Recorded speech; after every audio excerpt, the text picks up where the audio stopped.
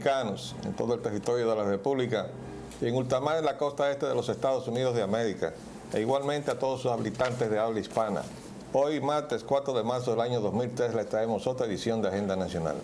Este programa sustenta los valores de la libertad y la democracia y el derecho de los dominicanos y los latinoamericanos al desarrollo económico y social, con apego y respeto a los principios de soberanía y autodeterminación que sustentan y hacen posible la convivencia pacífica de pueblos y naciones, para identificar y analizar los obstáculos que han impedido e impiden que alcancemos la condición de vida y la felicidad a la que somos acreedores. Les habla Leopoldo Espaillana, Anita. Para llevar adelante este programa contamos, como siempre, con la ayuda y colaboración de nuestro amigo el licenciado Roger Rogando Piña. Muy buenas, Roger. Muy buenas, muy buenos días. Bueno, mañana tenemos invitado a Pedro Manuel Casals. Perfecto. Y con él vamos a cubrir varios temas de mucho interés, tanto en la cuestión económica como en la parte institucional y jurídica, en la que hay muchas cosas importantes en juego. Y que, en fin, con él vamos a desarrollar a cabalidad. El doctor Casals es una persona que siempre está muy al pie de la actualidad en estos asuntos. También yo quería hacer un comentario sobre el carnaval, Roger, antes de entrar. Sí, porque por primera vez veo que alguien se hace eco de una inquietud que hemos expresado antes, el año pasado. Y eso, esas máscaras, miren esas máscaras horrendas. Miren. Yo creo que eso, para cualquier niño de tierna edad, estar viendo esas cosas, esos diablos, son máscaras diabólicas, ¿no? Hay una diferencia entre las máscaras que nosotros veíamos cuando muchachos, hace mucho tiempo de eso. ¿No? Sí. Sí, no eran tan grotescas, ¿no? No tenían ese grado de diabolismo. Eran reproducciones de animales. De animales, con un poco exageradas. Un lechón, ¿verdad? Y entonces, un toro, una cosa de esa, pero no era esto. Estos son caras demoníacas, pero además tremendamente horrorosas. Por primera vez entonces, repito, he encontrado un eco de eso. Dice aquí, llamó la atención de la gente una pareja de horribles demonios que desfilaron simulando comer carne humana. Bueno, después por aquí decía que pese a la originalidad de carrozas como la de Samaná, donde se significó el mar y se exhortaba a cuidar el ambiente, muchas de las comparsas fueron solo de diablos cojuelos que competían entre sí por sus horrorosas caretas.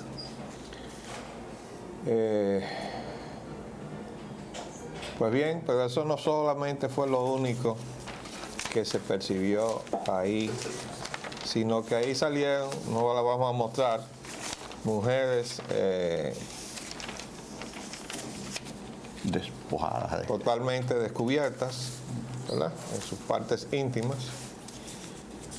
Aquí hay otra vista de las caretas que se están haciendo. Y mientras más horrorosa, pues más, con más gusto. Sin embargo, hay que destacar, por su buen gusto, fíjense esta comparsa donde iba precisamente... Eso es carnaval. Donde iba el rey del carnaval, que era Corporán. Miren qué bonito ese traje que llevan esas muchachas, con esos adornos de pluma que parecen como reproducir los atavíos incas o algo así, ¿no? Sí. Que eran unas cosas hermosas, pero eso es un carnaval. Pero lo otro, que eso de ponerse en cuero a caminar por ahí, y aquí hay otra crítica, dice: menores desfilan desnudos contra sus derechos. Y eso de que no es que ellos desfilaron protestando por sus derechos o en contra de sus derechos, no como se podía deducir del titular, sino que de acuerdo a la legislación vigente, los menores no pueden ser expuestos de esa manera. Y sin embargo ellos ahí salieron, esos muchachitos, totalmente en cuero. Mire, yo leí... Hay que poner medida en las cosas. Yo leí que ahí ese espectáculo también desastroso que está llevándose a cabo en la calle El Conde, peatonal, de esa pareja en esa casa de cristal, dijo un reportaje que habían ido unas mujeres y para incitar al muchacho que está metido ahí adentro se habían despojado de su ropa ahí y le decían muchísimas cosas, pero se despojaron de su ropa ahí en plena calle El Conde. Y un atentado contra la moral. Entonces es que no, eso se está diciendo, primero no hay una legislación contra eso. Y no hay una vigilancia o algo ahí en ese lugar donde se sabe que se está exponiendo y se están manifestando cosas y el ayuntamiento lo aprobó. Sí, señor. Es que hemos dicho que no hay ayuntamiento en esta ciudad nuestra. Un criterio tampoco hay.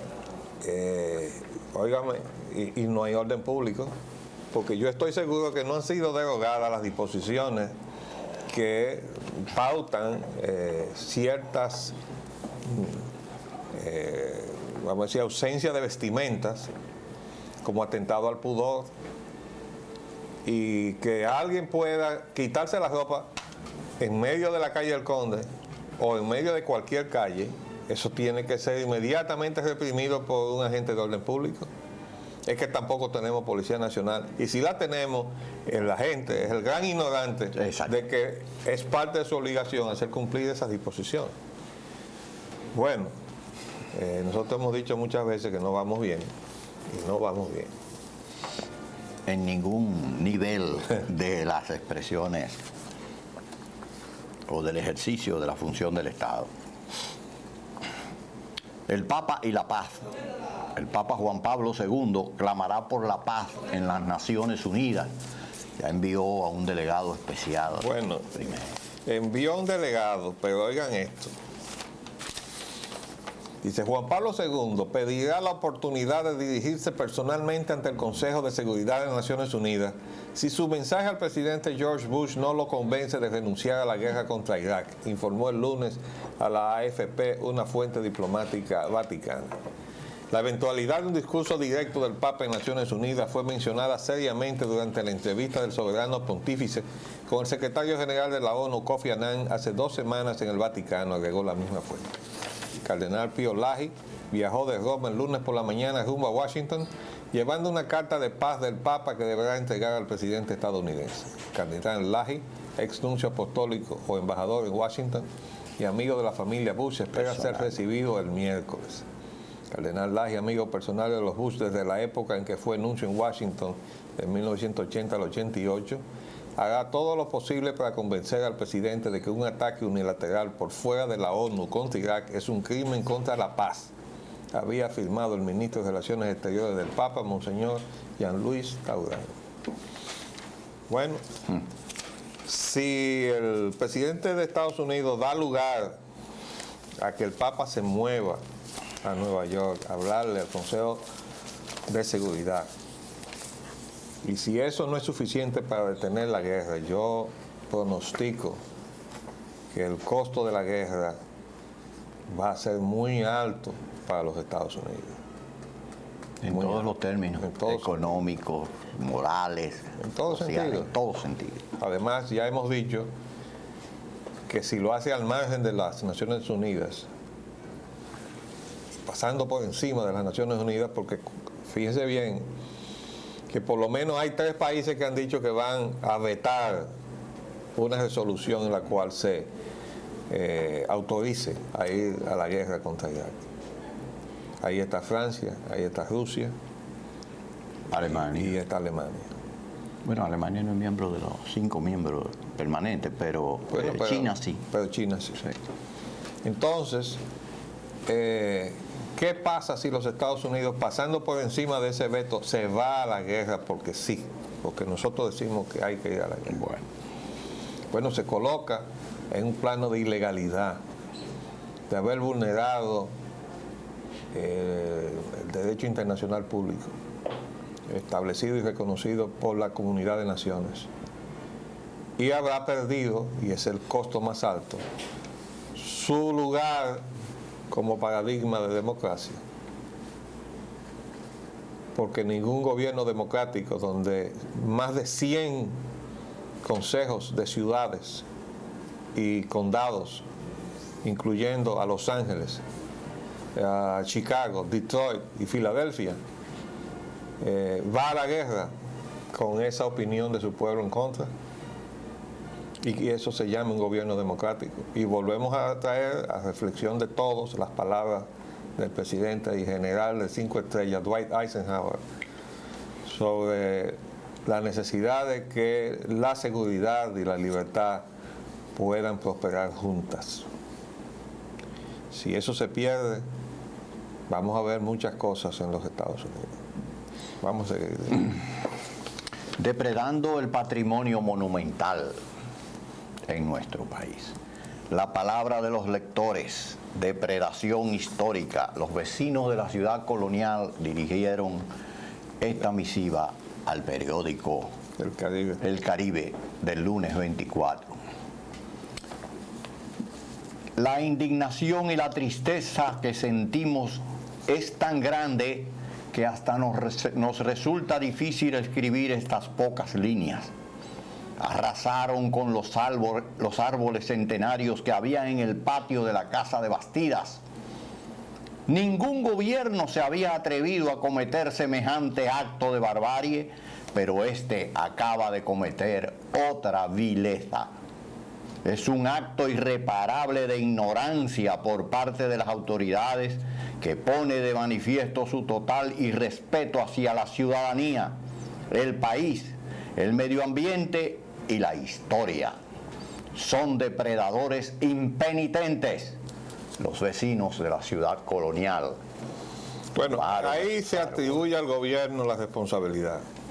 Yo creo que debemos decir que no se sabe quién fue que ordenó eso, pero quien quiera que lo fuera, o quien quiera que fuera quien lo hizo, indudablemente que ha cometido un crimen contra una vegetación hermosa que ambientaba y hacía placentera la estadía en ese gran patio donde estuvo también durante muchos años el hospital militar.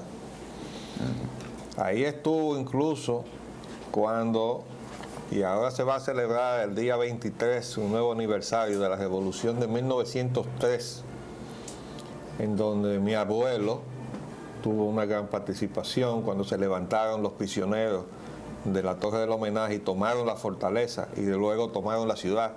Y ahí, en ese hospital militar, era que se atendían los heridos que caían, las bajas, de un lado y de otro.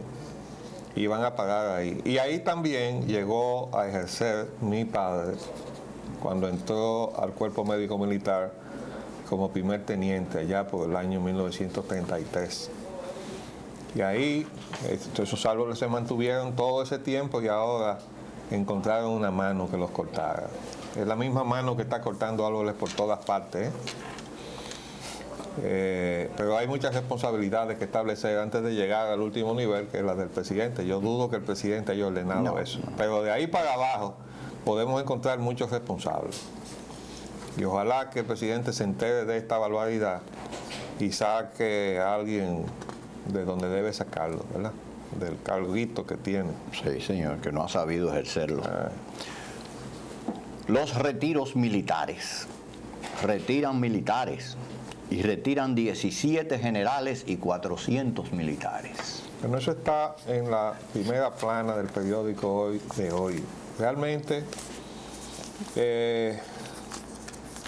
a nosotros nos luce que estas acciones periódicas de retiros militares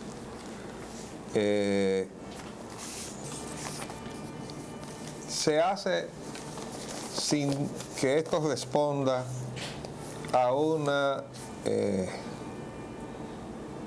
reestructuración de los mandos militares y la estructura militar de una manera consona. Y nos referimos a lo siguiente: si usted toma una estructura militar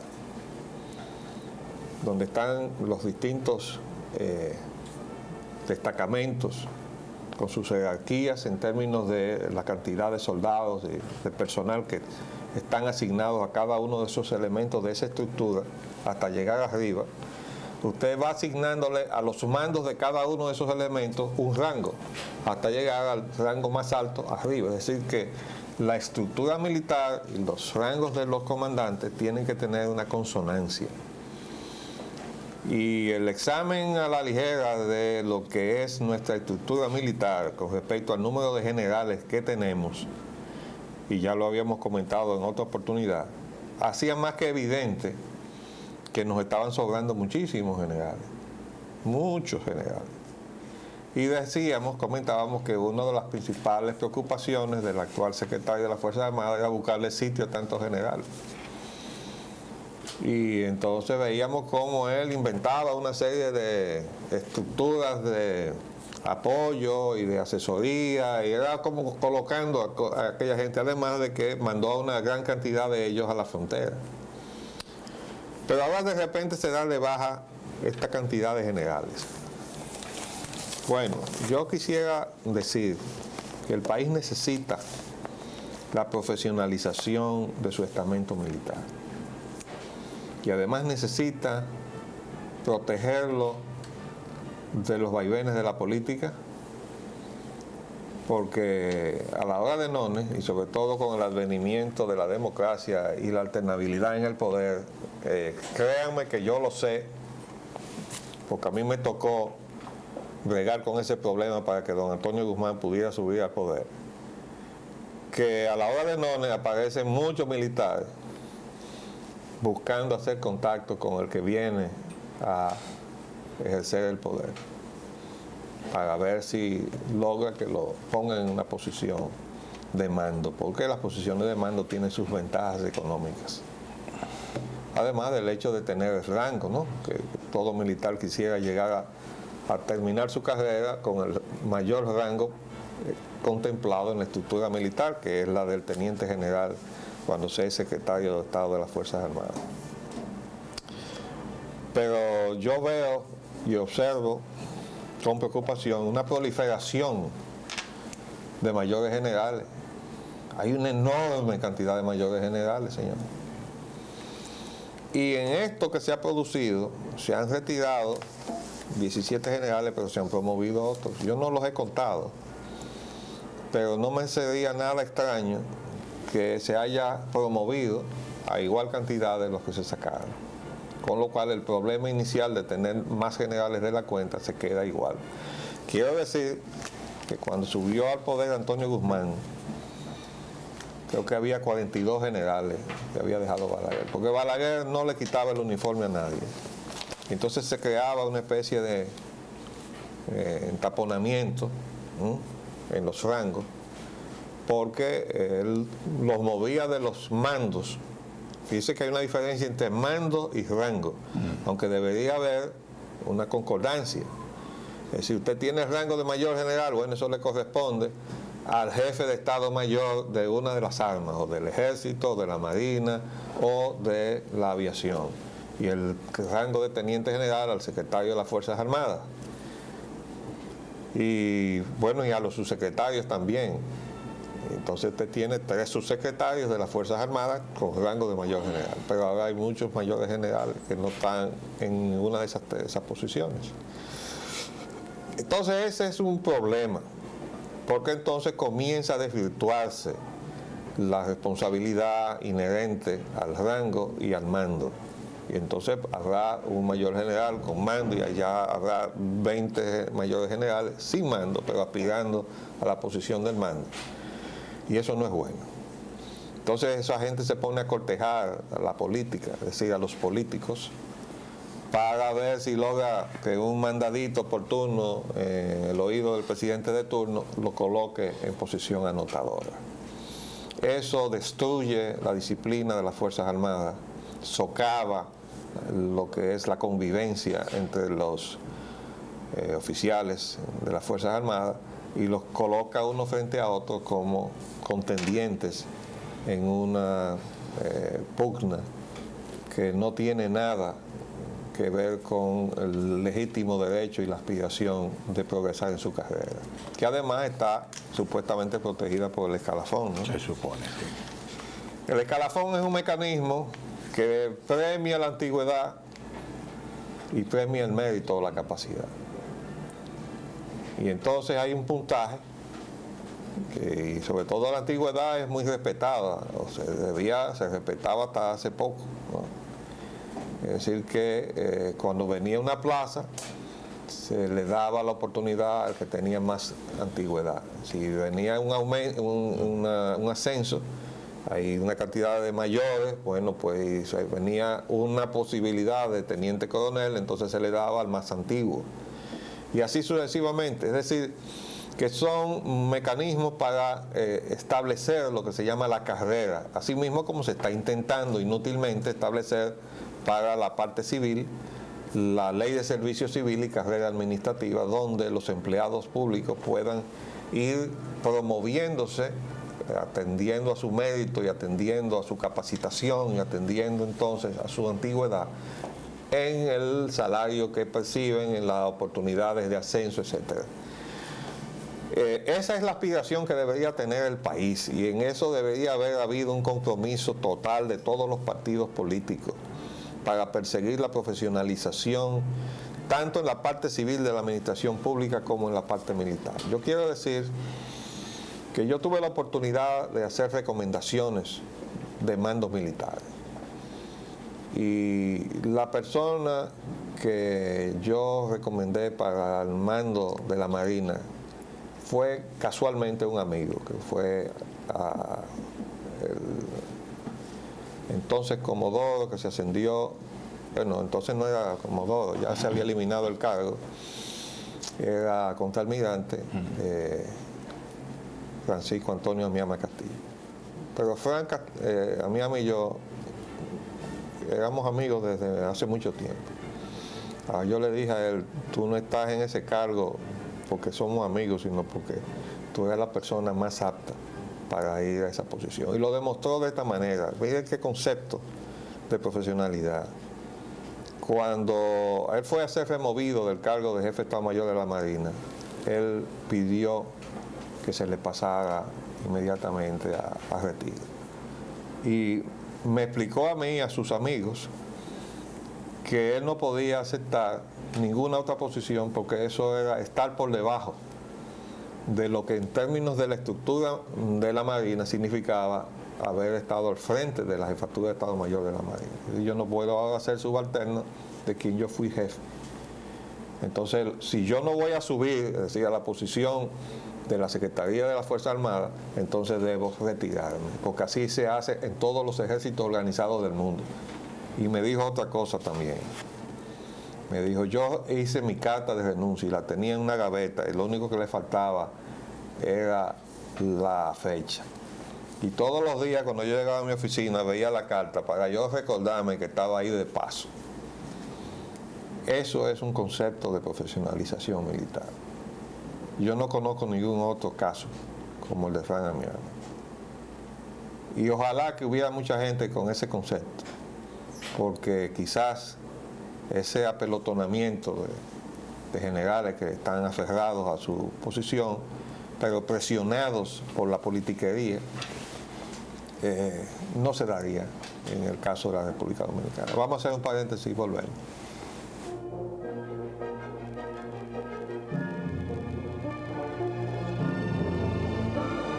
Pues bien, terminando con el tema militar, tenemos que decir que este gobierno se ha gastado, yo diría en una forma muy extensa, que no es el único, porque también lo hizo Balaguer, de ponerle el uniforme militar a civiles de una manera caprichosa. Y en algunos casos también de decirle a algunos militares que están retirados, ponte el uniforme pero sin reintegrarlo. Pero sobre todo poniéndole el uniforme militar a civiles. Eso lo que hace es desmoralizar a los militares que han tenido que pasarse muchos años sometidos a la disciplina militar para alcanzar un grado, para que de repente vean que, porque al mandatario de turno le dio la gana, un fulano cualquiera tiene el mismo rango o un rango superior al suyo. Eso hay que reprochárselo al presidente Mejía, porque lo ha hecho. Bueno, vamos a seguir. insistiendo en una insensatez. Dijo don Eligio Jaques que el PPH convencerá a la familia del presidente Mejía. Nos estamos refiriendo a la reelección. González Fabra dijo, niega intención de gobierno de perseguir a Leonel. El presidente ha sido un protector de Leonel Fernández. Eso es lo que él ha hecho en estos 2 años y medio de gobierno. Bueno, óigame, la verdad es que ver a Eligio Jaques todavía insistir, después que la familia se ha pronunciado en contra de la reelección y el presidente ha dicho yo voy a complacer a mi familia, entonces aparecerse con esto. Dice el coordinador del proyecto presidencial Hipólito PPH afirmó hoy que existen amplias posibilidades de que el presidente Hipólito Mejía busque la reelección, al tiempo de señalar que los seguidores del gobernante tratarán de convencer debe ser la familia Mejía, para que cambie de actitud frente a la repostulación.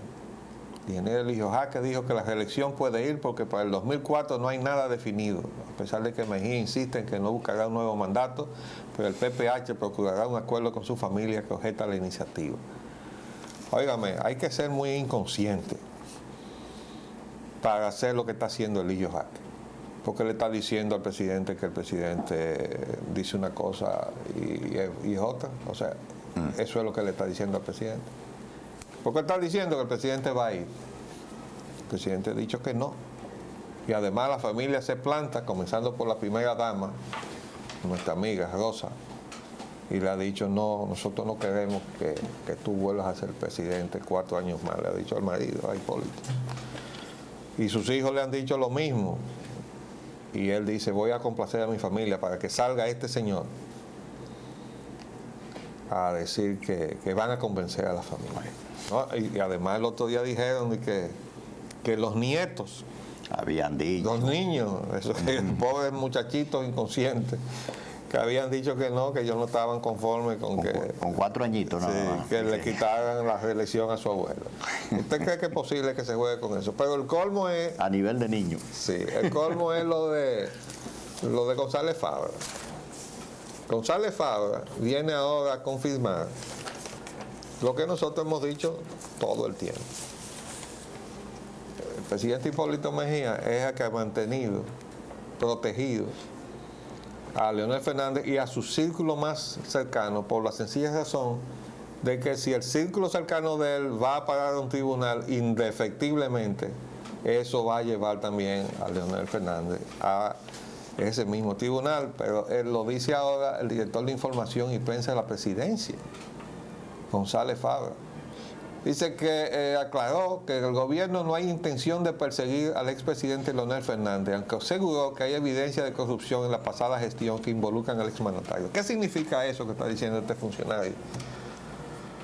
Que el gobierno es culpable de haber encontrado indicios de corrupción y de no haber cumplido con su deber de traducir a la justicia a los responsables de esos actos, para que la justicia juzgue. Entonces se está confesando un delito, el de ocultamiento de un acto de corrupción, que lo hace tan responsable del acto de corrupción como quien lo cometió. Encubrimiento. Sí.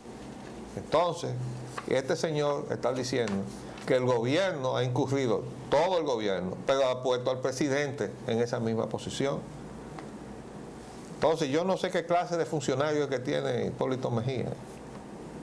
Por aquello de que no me defienda, compadre. Bueno, decía Cantinflas. El secretario de Turismo fue a Nueva York y decía, no nos avergoncemos de nuestro gobierno, defendiendo al gobierno. Entonces esto realmente, mire, tenemos que comentar lo que esto significa también desde el punto de vista de la administración de la justicia. Esto significa que el gobierno ha obstruido los mecanismos para que la justicia actúe.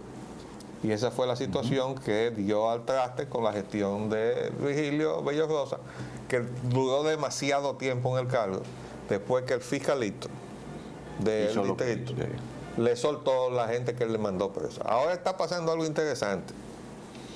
El actual Procurador General de la República le ha mandado un viaje a Aristi, el fiscal, que le soltó a la ex cónsul de Colombia y a un pariente, a un hijo de ella.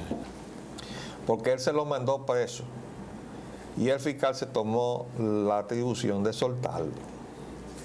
Y él ahora dice, usted tendrá que obedecer mis instrucciones, porque usted es un subalterno mío. Y dijo, deberían estar presos, lo dijo.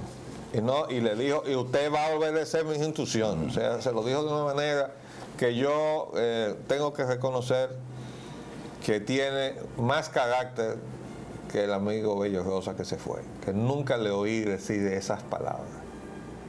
De modo que yo, que no conozco al señor Cepeda, le reconozco que por lo menos tiene un sentido de responsabilidad. Él le está diciendo con eso, bueno, o ese señor obedece mis instrucciones o yo me voy del cargo, porque estaría haciendo el ridículo que lamentablemente hizo Virgilio Bello Rosa cuando lo desacató el fiscal del distrito, que ahora es fiscal del distritico.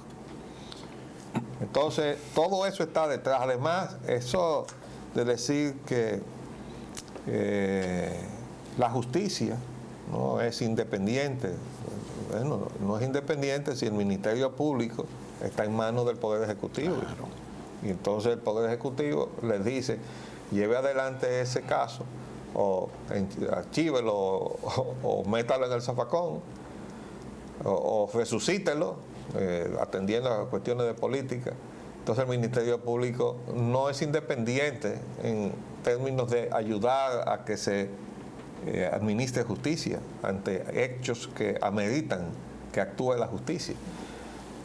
Y eso es una situación donde la capacidad que tiene el Ministerio Público de actuar incluso por el rumor público está sujeto a que le den la orden de que atienda el rumor público o no lo atienda. Entonces así no se puede. Además de que los jueces dejan muchísimo que desear.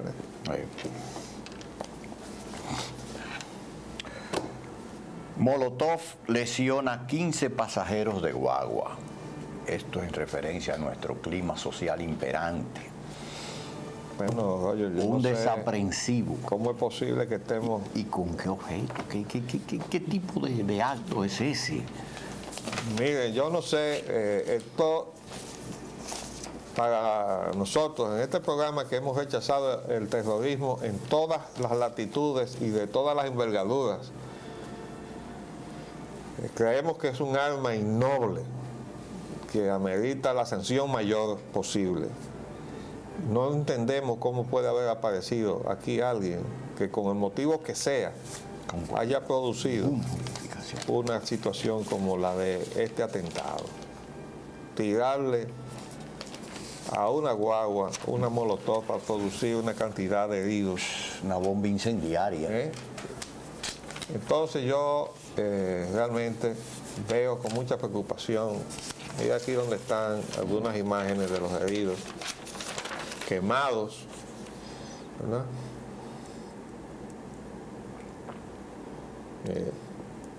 Esto es realmente inconcebible. En realidad yo creo que, me gustaría agregar esta disquisición, Sí. es que se ha dejado llegar demasiado lejos el asunto de los conflictos entre los sindicatos de choferes y los que se creen que son propietarios de ruta y que yo aquí soy el que mando y que aquí no me mando. Y eso ya ha llegado. Mire lo que ha sucedido ahí en Jaina. Los vecinos de ese sector de ahí estuvieron alarmadísimos y las autoridades fueron, pero ya prácticamente había ocurrido todo lo que había ocurrido.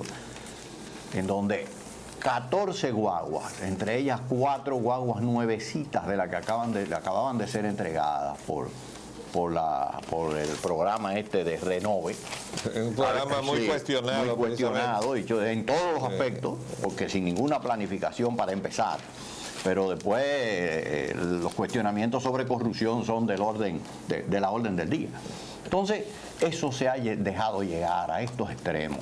Y ahí hay que hacer algo, porque ya mire hasta dónde. ¿Quién puede decir que no se producirán actos aún peores que este?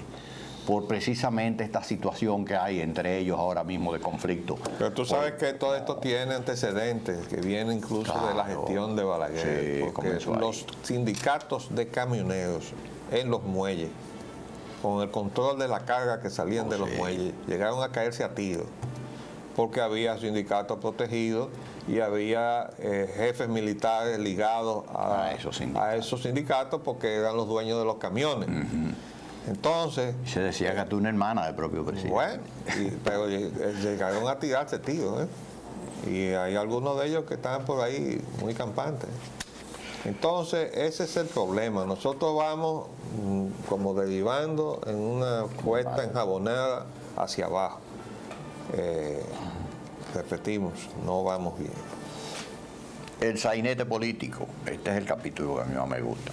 El fiscal de Puerto Plata pide presidente se pronuncie sobre... Resulta que el presidente lo designa y entonces allá le abren fuego otros, porque el que está designado es del grupo de Milagritos Ortiz Bosch. Ajá. Y entonces, ahora los otros que aspiraban, le abren fuego. Dice aquí, el nuevo fiscal de Puerto Plata, Gary Invert, pidió al presidente Hipólito Mejía que se pronuncie en torno a su designación para que algunos de sus subalternos del proyecto presidencial Hipólito, PPH, respeten el decreto 148, mediante el cual fue nombrado, porque hacen esfuerzos para que él no continúe en el cargo. Invert, quien es coordinador de la campaña de la vicepresidenta Milagro Ortiz Bosch en la citada provincia, manifestó que el presidente tendrá que darle una respuesta definitiva a esa gente para que cesen su actividad, y por ahí sigue.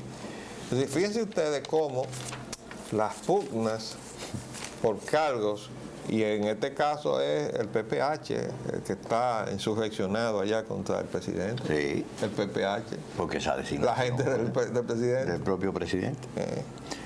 Procuraduría reactivará los casos de corrupción. Víctor Céspedes, el flamante nuevo Procurador General de la República, garantiza larga prisión. Bueno. Pero él, que tiene una actitud muy firme con relación a la ex cónsul, sin embargo, puso en libertad al diputado. Ah, sí. Entonces, una van de cal y otra van del hall, van de arena. Así no, así no. Después aquí viene lo que ya hemos comentado, que Céspedes, el fiscal, tiene que cumplir órdenes. Ojalá sea así. Ojalá sea así. Pero en todos los sentidos. Mercado cambiario. La prima del dólar sigue tendencia hacia abajo. Está en 23.60 a 24 por $1. Está bien. Ahora, no hemos visto los correctivos estructurales que son los que pueden detener de verdad la declinación del peso. No están. De modo que vamos a mantenernos en stand-by, mirando este proceso y comentándolo. Pero le tenemos que decir, mientras esa puerta esté ahí abierta y la gente que está aquí llenándose los bolsillos, conectados como una especie de turbina a los bolsillos de los dominicanos en pesos, para luego ir libremente a cambiarlos en dólares, llevándose lo que entra de las remesas y de otras cosas más, no vamos a cerrar el expediente. Vamos a ver. La crisis energética, los recurrentes apagones y la publicidad de las distribuidoras. Bueno, a mí se me quedó un magazine que han tirado, muy bien impreso. Me imagino. Con todo el dinero que nos sacan a nosotros. Por cierto, que quien está al frente me chocó. Un exfuncionario, economista, que fue su secretario técnico de la presidencia, y está dirigiendo ese periódico, lo que indica su identificación con la posición de la política neoliberal de permitir que todo eso suceda, ¿no? Pero bueno, todo eso, ahí se está diciendo lo bien que están haciendo ellos todos, mientras nos están manteniendo sus apagones. El otro día se produjo un apagón de 12 horas, o casi 12 horas en un circuito, porque se había producido una avería, pero ¿y cómo es posible que una avería se le tome tanto tiempo? Eso es lo que está diciendo, que no hay capacidad de respuesta.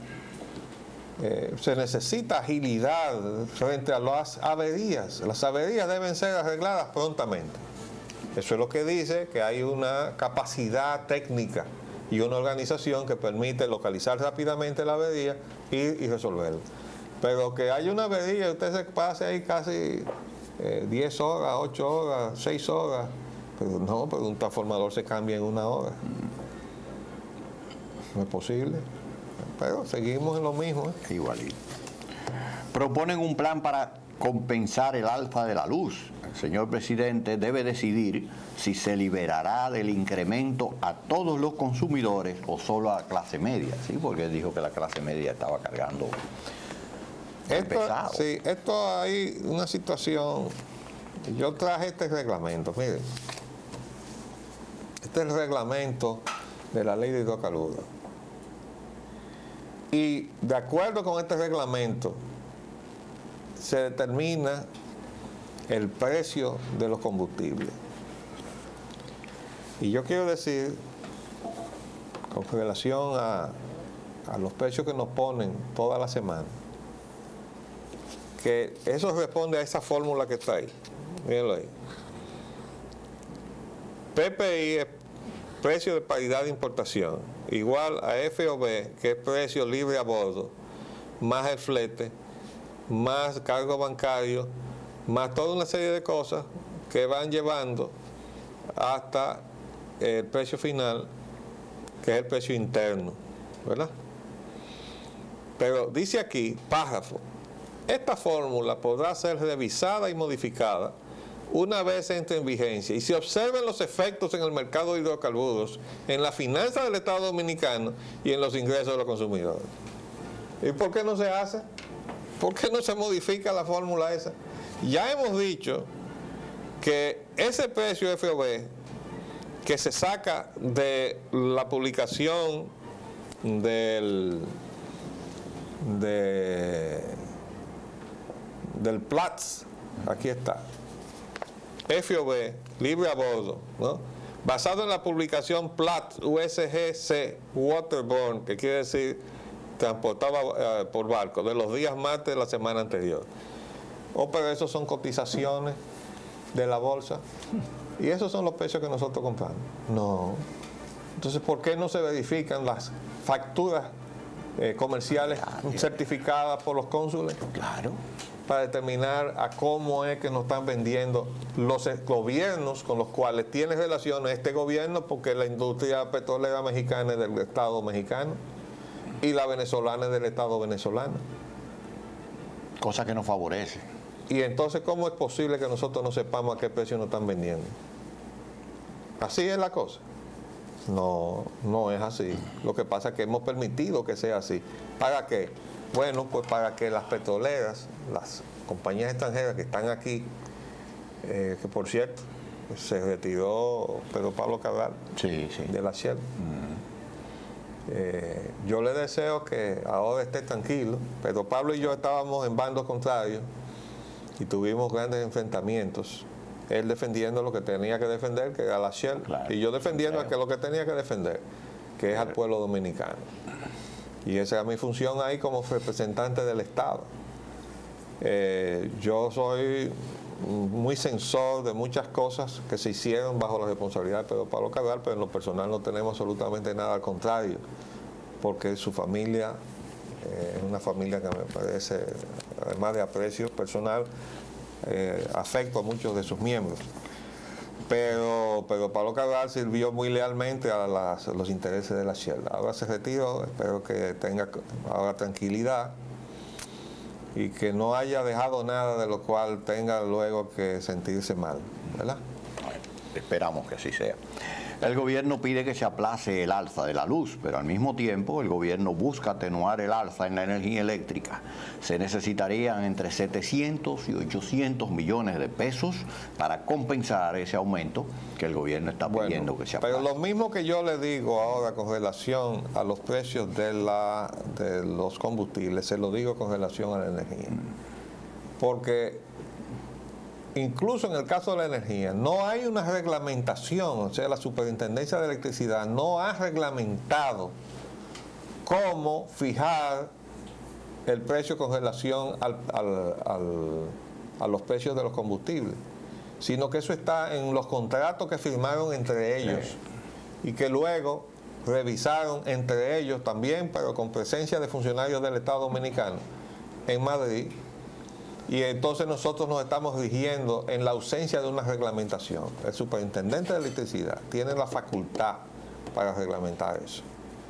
Y tiene que establecer de ahora en adelante cómo es que se contabiliza eso de manera que no se utilice como se está usando también en el caso de la electricidad, los precios de las cotizaciones de bolsa. Eso también está ahí así. Entonces todos nosotros estamos recibiendo los efectos de la distorsión, pero además, con mucha razón, dice aquí los industriales, la Federación Dominicana de Comerciantes denuncia medidores de energía están marcados con números de más. Y yo les digo que claro que es así porque son ilegales. Ninguno de los contadores que están puestos, esos medidores, han pasado por la prueba de una calibración previa de Digenor y su presentación. Quiere decir que el superintendente de electricidad puede y debería mandar a quitar todos esos medidores. ¿Por qué? Porque la factura de nosotros sube de dos maneras: abultándonos el consumo medido y subiéndonos la tarifa, que refleja entonces valores distorsionados de los precios del petróleo y además del mercado. ¿Usted sabe qué cosa tiene esa fórmula de la electricidad? Se está indexando con el coeficiente de precio al consumidor de los Estados Unidos de América. Hoy que tenemos nosotros que ver cómo están los precios al consumidor en los Estados Unidos de América. Pero así está en la formulita esa. Entonces, al superintendente que se amarre los pantalones, sabemos que él es firme, pero está muy solo, pero tiene que echar ese pleito. De manera que el país está a la expectativa de que ahora que el presidente va a tomar decisión de que eso, porque además la industria ha reclamado que no puede pagar ni ser competitiva con ese nivel de precios de la electricidad, que el presidente entonces se dé cuenta que no puede seguir por este camino el manejo de la economía y sus insumos esenciales. Se nos acabó el tiempo por el día de hoy, volveremos mañana si Dios así lo permite. Les hablamos Leopoldo Espaillat y Roger Ogando. Hasta luego. Agenda Nacional les llega en vivo de lunes a viernes de 11 de la mañana a 12 meridiano y es grabado y retransmitido de 12 a 1 de la madrugada por esta misma emisora.